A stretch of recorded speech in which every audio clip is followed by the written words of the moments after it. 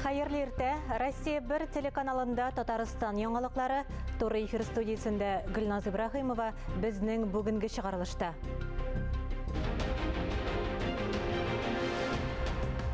Төрле милләтләр мәнфәгатьләрен кайгыртып, Менделеев районында традицияләрне саклау турында киңәштеләр.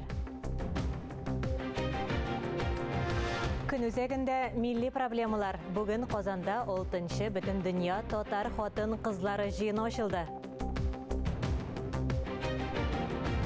Сәнгать белгече архитектор Фуат Вәлиевнең тууына 100 ел. Шул уңайдан Казанда фәнни конференция уза.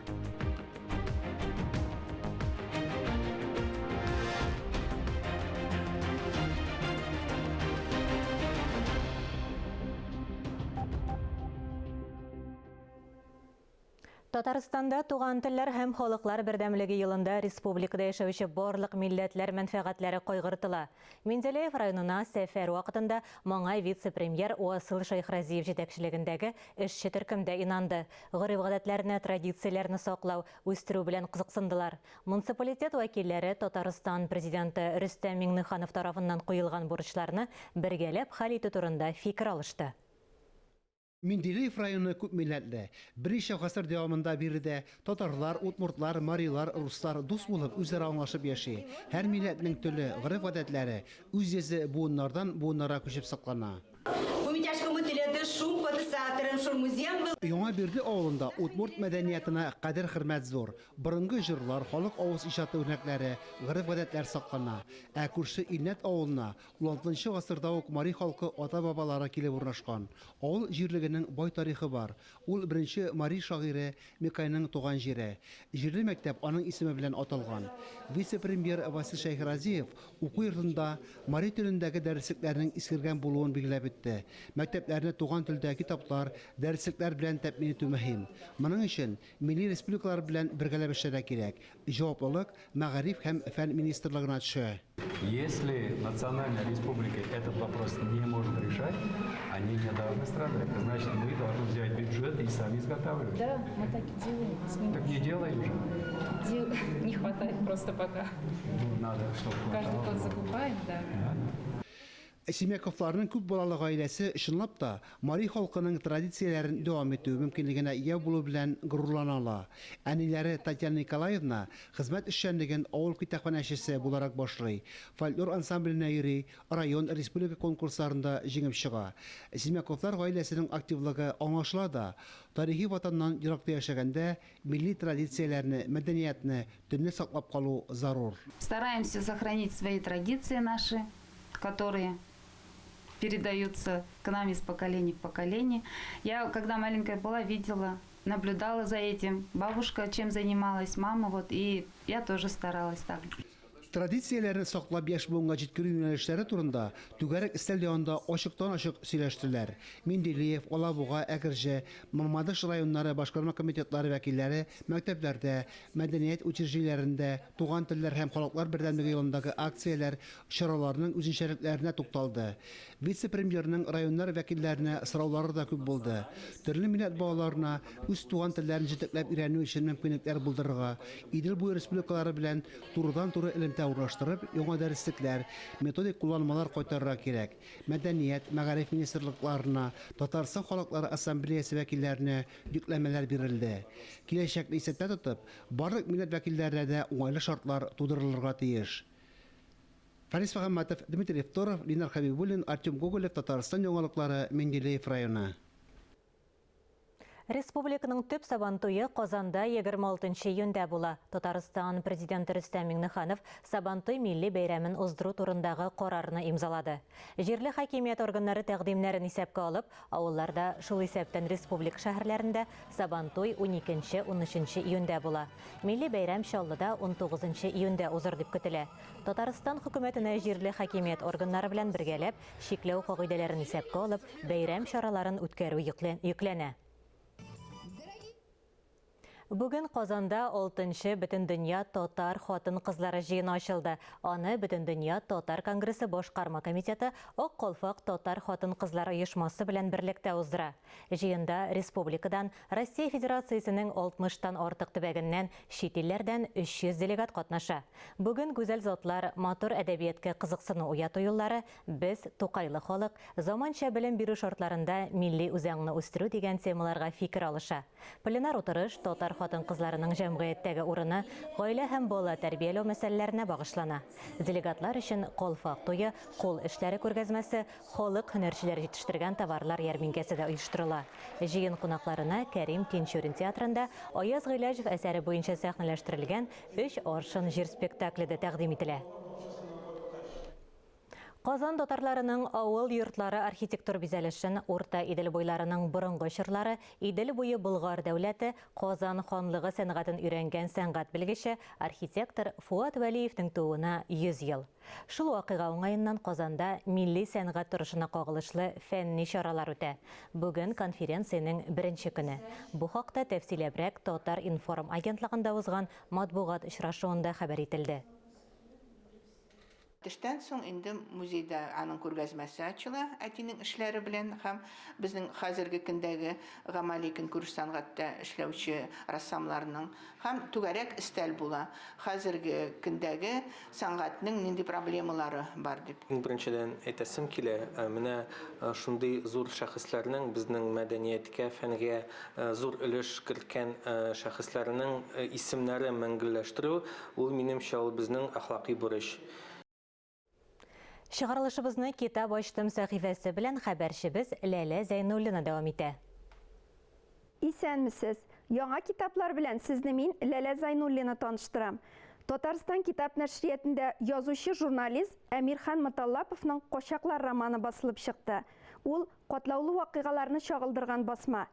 Китапта Октябрь инкыйлабыннан соң авыл җирендәге төрле чуалышлар, күмәк хуҗалык торгызудагы каршылыклар, динне юкка чыгару өчен барган тарткалашулар үзенчәлекле итеп бирелә. Алга таба Бөек Ватан сугышы башлану, төп герой Гыйльманның әсир төшүе, аңа хыянәтче исеме тагылу. Геройның язмышы кинәт һәм катгый үзгәрә. Киләчәктә туган җиренә кайту өметен югалтмыйча, вакытлыча ул чит җирдә яшәп кала. Тик бу вакытлыча гомерлеккә сузыла. Китапның мөхәррире Гүзәл Габдуллажанова романның мавыктыргыч сюжеты белән таныштырды. Бөек Ватан сугышында җиңүнең 75 елы уңаеннан татар әдәбияты кабат яңа проза әсәрләренә бик байыды. Үлем лагере дип аталган Суслангер лагерына килеп эләгә, ләкин безнең сөендергәне безнең героебыз аннан исән-имин чыга һәм сугышка китә, ләкин сугышта батырлыклар кылырга әллә ни өлгерми, ул әсирлеккә эләгә. Әлбәттә безнең героебыз һаман газаплар эчендә, әсирлеккә эләгү инде ул димәк туган илгә юлның өзелүе дип аңлашыла. Беренче чиратта ул үзенең туган ягында калган хатыны һәм баласы өчен курка. Чөнки әсирлектән кайту белән аны үзен кулга алачаклар һәм инде гаиләсенә көн күрсәтмәячәкләр. Һәм менә шулар турында уйлап, ул Литвага килеп чыга. Ул ничектә Төркиягә чыгу ягын карый башлый. Чөнки Төркиядә инде үзебезнең халык, үзебезнең милләт, үзебезнең дин вәкилләре. Авыр һәм каһәрле елларда Гыйльман язмышына тарыганнар бик күп. Романның исеме Кочаклар дип аталу әнә шуңа ишарә.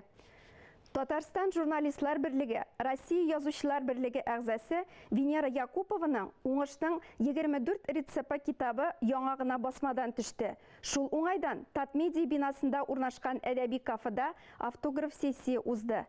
Безнең халыкта каләм тоткан хур булмас дигән гыйбарә бар. Венера Якупова әлеге әйтемне үз тәҗрибәсе белән раслый. Гомерен журналистикага багышлаган фидакарларның берсе ул. Узак еллар Татарстан комсомолы газетасында эшли. Хәзерге көндә Казанский ведомствоның баш мөхәррире, 6 китап авторы.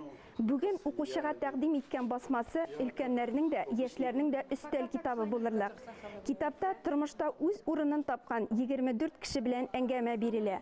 Алар Татарстанның беренче президенты Минтимер Шәймиев, Фәрит Мөхәммәтшин, Рим Маратникова, Лия Загидуллина һәм башка бик күпләр үзләренең уңыш сыры белән уртаклаша. Мин бик шат, минем яна китап чыкты. Менә бу китапның кирәклеге әйтеп берктергесез. Чөнки китапта менә күрсәтелә кешенең үзенә эшенә карау, үз-үзенә. Чөнки бүгенге дөньяны, бүгенге тормышны һәрбер кеше үзеннән үзгәртергә тиеш, үзеннән башлап. Китапны тәкъдим итүгә аның геройларының да килүе укучы арасындагы бәйләнешне тагын да ныгытты. Алар үз тормышларыннан сабак бирә, шул ук вакытта уңышлары сокландыра да. Венера Якупова, ул солдат, ул көрәшче. Мин аны бик күп еллар беләм. Без Молодежь Татарстана Комсомольская Татария газетасында бергә эшләгән идек. Һәм ул журналистика өчен көрәшә. Кеше китап укысын өчен көрәшә. Гомер буе. Менә күпме беләм, без журналистлар берлегендә дә аның белән андый акцияларны уздырмады. Шунысын әйтеп китеп, ул күп еллар язды моны. Кичкенә генә ул битләре дә күп түгел кебек име. Менә мисал өчен минем белән интервьюны 10 ел элек алган иде ул. Мин аны бүген бирсәм, икенчерәк бәлки сөйләр идем, кайбер фикерләрне икенчерәк әйтермен бүгенге көн тәҗрибәсеннән чыгып инде. Ул 10 ел алган интервью бүген дә актуаль. Венера ханымны яңа китабы белән котларга хезмәттәшләре, мөхәррирләр, матбугат ветераннары килде. Матбугат көне алдыннан әдәби кафеда узган бу бәйрәм белән журналистика һәм аңа тугры хезмәт итүчеләрнең бәйрәменә әйләнде. Чынлыкта уңыш формуласы 24 кенә түгел, ә ул һәркемнең үзенеке һәм үзгә. Әлегә менә шулар китаплы һәм мәгърифәтле булыйк. Яңалыклар программасын дәвам итәбез. Дәрвишләр бистәсе балалар иҗат үзәгендә беренче тапкыр Рәдиф Гаташ исемендәге фәнни-гамәли республика конференциясе узды. Тулырак мәгълүмат алдагы язмада.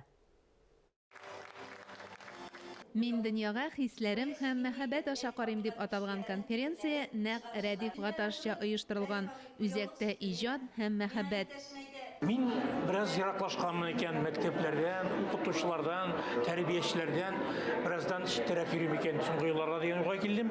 Чөнки бу аларның язганнары шул кадәр әдәбиятны, шигъриятны аңлау белән шул кадәр аерылып тора ки, без хәзер язучылар даирәсендә үзара бер-беребез белән сөйләшеп, күнегеп беткәнбез ахыры, тәнкыйтьчеләргә дә, башкаларга, журналистлар белән.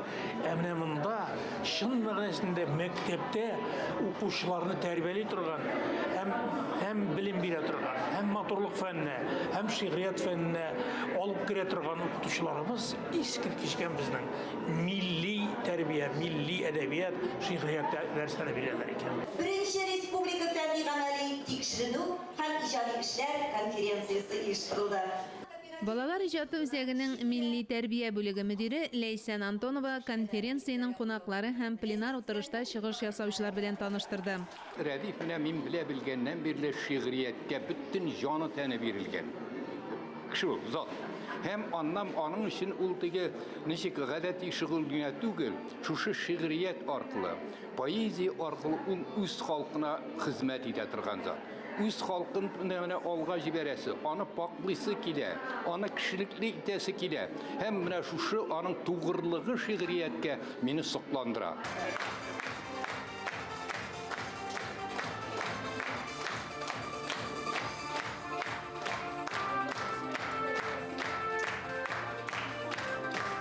Шагыйрьнең иҗатында кулъяулык символикасы аерым урын алып торганга, конференциянең халкым күңеленең бер төседер бу яулык дип аталган секциясе кулъяулык чигүгә багышланган.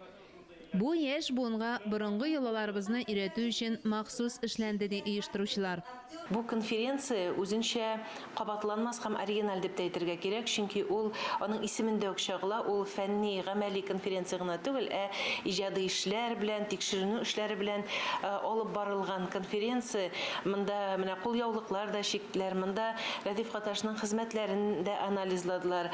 Шулай ук татар әдәбияты, татар шигърияте, татар журналистикасына кагылышлы фәнни хезмәтләр дә булды. Ягъни менә шундый төрле яклы. Рәдиф Гаташның иҗатын үз итеп килүчеләр арасында сәнгать әһелләре дә бар иде.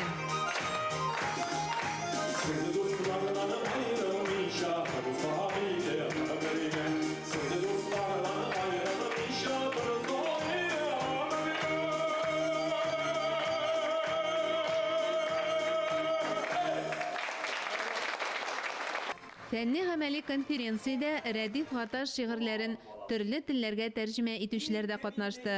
Тәрҗемәләргә чит телләр кафедрасы доценты Асия Рәхимова бәя бирде. Диңгезгә багам дип әйтә Рәдиф абый. Киләчәккә багым бер дип әйтә. Менә беләсезме, ул бик дөрес. Менә телнең сүзнең килеп чыгышының ниндидер нечкәлеген җөрәге белән сизә алган. Беренче тапкыр гына үткәрелсә дә, конференциянең эше нәтиҗәле булды. Конференциядә катнашучыларның фәнни һәм иҗади эшләре тупланган җыентыктан тыш, укытучылар тарафыннан Рәдиф Гаташка багышлап шигъри әлифбада әзерләнгән иде. Мөршидә Җиһан, Ирек Хәмидуллин, Татарстан яңалыклары. Республикада санитар-экологик 2 ай ничек дәвам итә? Сәнәгать, көнкүреш калдыкларын урнаштыруда нинди проблемаларны хәл итәсе бар? Быел Идел елгасын чистарту федераль һәм төбәк программалары буенча нәрсәләр эшләнә? Татарстан радиосының чираттагы иртәнге турыдан-туры эфиры шушы көн үзәк темаларга багышланды. Табигатьтән файдалану өлкәсендә күзәтчелек буенча федераль хезмәтнең Идел-Чулман төбәгара идарәсе җитәкчесе Фаяз Шакиров экологияны саклауда гражданнарның җаваплылыгын көчәйтү, законнарны үтәү, экологик тәрбия буенча тыңлаучыларны борчыган күп кенә сорауларга җавап бирде. Без дә телевизор караучыларны кызыксындырган кайбер сораулар белән аңа мөрәҗәгать иттек. Фаяз Фәнилевич, хәерле иртә. Сез җитәкләгән оешманың төп бурычлары нидән гыйбарәт? Татарстан Республикасы территориясында, шулай ук Чувашия һәм Марий Эл республикалары территориясында экологик куркынычсызлыкны тәэмин итү. Монда инде бүгенге көндә 3 регионга карасак инде 7000гә якын федераль объект учетка куелган. Татарстан Республикасы буенча 4467 объект учетта тора. Һәм инде менә шу федераль объектларның экологик таләпләргә килтереп эшләүләре, аларның өстендәге контроль безнең инде регион ара идарәнең төп бурычларының берсе булып тора. Ягъни инде bütün предприятиеларга, объектларга рөхсәт кагазлары бирелә бит инде һәр юнәлештә. Бу каты көнкүреш калдыклары яки сәнәгать калдыклары булмасынмы, безнең сулыкларга ташлау очраклары булмасынмы, монда инде һәр предприятиянең рөхсәт кагазлары билгеле һәм инде аларның пычраткыч матдәләренә тиешле мигдарда гына ташларга тиешләр. Шуңа күрә инде без менә бу юнәлештә контрольне алып барабыз. Шулай ук рөхсәт кагазлар бирәбез һәм инде бу кагазда рөхсәт кагазларында куелган таләпләрнең туры китереп эшләвендә контрольдә тотабыз. Шулай ук тагын бер юнәлешләрнең берсе инде безнең экологик экспертиза. Бүгенге көндә менә илкүләм проектлар буенча да гомумән инвестицион проектларда күп эшләнелеп килә. Шуңа күрә һәр проект менә экологик экспертизаны үтәргә тиеш. Экологик экспертиза инде ул үткәндә безнең инде экспертлар җәлеп ителә. Монда экспертлар университетлардан да, тикшерү хезмәтләреннән дә инде җәлеп ителә. Шуңа күрә инде монда bütün шушы экспертлар җыелып, менә бу проектның әйләнә-тирә мөхиткә зыян китермәвен карыйлар инде. Сәнәгать, көнкүреш калдыкларын урнаштыру полигоннары җитәрлекме? Кайбер безнең инде муниципаль районнарда полигоннар тулып килә, тулган полигоннар да бар. Киләсе 5 еллыкта инде бу актуаль проблема булып калачак. Шуңа күрә монда 2 проблема туачак. Калдыкларны кая чыгару проблемасы һәм инде менә бу чүплекләрне рекультивацияләү проблемасы инде. Рекультивацияләүгә килгәндә, бүгенге көндә республика актив рәвештә бу юнәлештә эшләп килә. Безнең инде эшләнелгән эшләр дә билгеле, федераль бюджеттан җәлеп ителгән акчалар белән инде рекультивация эшләре алып барыла. Һәм киләчәктә дә инде безнең республиканың һәм безнең төп максат берләшеп менә шу проектларны илкүләм проектлар федераль программага кертү бурычы тора инде. Инде чүплекләрне чыгару проблемасы булмасын өчен бүгенге көндә менә региональ оператор актив рәвештә эшләп килә. Монда инде территориаль схема белән межмуниципальный объектларда каралган, ягъни чүпләрне инде берничә районнан җыеп, аларны сортировкалар үткәреп, кайсыдыр инде полигоннарга барачак, кайсыдыр утилизацияләргә барачак. Бүгенге көндә инде bütün калдыкларны да, сәнәгать калдыкларын, көнкүреш калдыкларын барсында инде полигонга кертү тыела. Моның өчен инде безнең Россия хөкүмәтенең махсус карары бар. Инде кайбер мәддәләр, калдыклар утилизация үтәргә тиеш. Ягъни алар икенчел чимал буларак кулланырга тиешләр киләчәктә. Менә бу юнәлештә инде без Росприроднадзор контроль эшләре әлбәттә алып бара. Һәр предприятиенең төзелеш объекты булмасынмы, утилизацияләү объекты булмасынмы, калдыклар белән куллану объекты булмасынмы, без инде соңгы адымда күрергә тиеш аның калдыклары кая китүе турында. Моның өчен инде предприятиялар декларациялар, отчетлар бирәләр. Зур терлекчелек комплекслары фермалар территорияләрендә янәшәдә чисталык саклау таләпләре ничек үтәлә? Безнең Татарстан Республикасы бу юнәлештә инде бик зур эш алып барыла. Бу инде терлекчелек фермалары, объектлар, гомумән авыл хуҗалыгы үсеше өчен инде әлбәттә без сөйнергә генә тиеш. Чөнки бу өстәмә эш урыннары инде шәһәрдә яшәүче дә, авылда яшәүче дә шулай ук сөттән, иттән файдаланып, тукланып яши. Шуңа күрә бу юнәлешнең актив рәвештә баруын, субсидиялар, федераль бюджеттан акчалар җәлеп итүгә сөйнергә генә кирәк. Ләкин инде менә монда без таләпләрне шулай катгый куябыз. Әгәр дә авыл хуҗалыгы предприятие булса да, бу көндә теге зур эш башкарылып табыла торган продукция чыга торган булса да, монда инде экологик таләпләрендә туры китереп эшләргә кирәк. Иң элек менә безнең инде аерым игътибар фермаларга, монда инде тирес сулары, менә лагуналарга аерым шушы тирес базларына җыелып, анда бераз торганнан соң, тиешле процесслар үткәннән соң безнең басуларга удобрение булып кертелергә тиеш.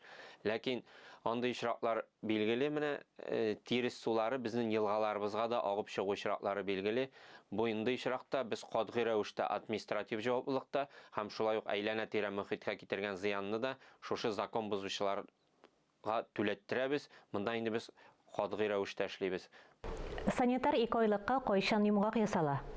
Санитар 2 айлык 1 апрельдә старт алды. Безнең инде май ахырында ул тамамланачак. Монда инде төп координатор булып экология министрлыгы тора. Без инде менә Росприроднадзор булмасын, Россельхознадзор, управление ветеринарии, Роспотребнадзор актив рәвештә без берләшеп бу юнәлештә эш алып барабыз. Закон бозу очраклары булганда административ җаваплылыкка тартабыз.